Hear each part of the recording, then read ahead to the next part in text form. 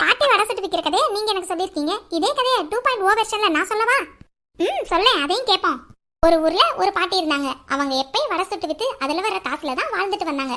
அன்னைக்கு காலையில இப்படிதான் எந்திரிச்சு சரி வடை சுடுறதுக்காக பருப்பு ஊற போடலான்னு கிச்சனுக்கு போய் பருப்பை தேடினா பருப்பு தீந்து போச்சு.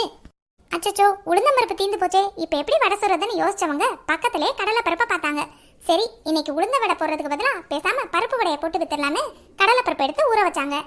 அதுவும் கரெக்ட் தான். கதையில போய் பாட்டி உளுந்த வடை சுட்டாங்களா இல்ல பருப்பு வடை சுட்டாங்களான்னு நம்ம என்ன பார்க்கவா போறோம்?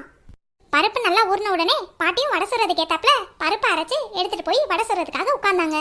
அன்னைக்குன்னு பார்த்து வியாபாரம் ரொம்ப டல்லா போச்சு.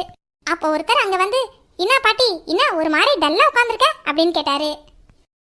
அதை ஏன்பா கேட்குற, இன்னைக்கு வியாபாரம் ரொம்ப டல்லுன்னு புலம்புனாங்க. இதானா பாட்டி உன் பிரச்சனை, விடு நான் இதுக்கு உனக்கு ஒரு ஐடியா தரேன்னு சொல்லி அவரும் ஒரு புது ஐடியா கொடுத்தாரு. பாட்டி பேசாம வடையோட பேரை மாத்திட்டு கூடவே ஒரு சாசம் கொடுத்துரு, அப்புறம்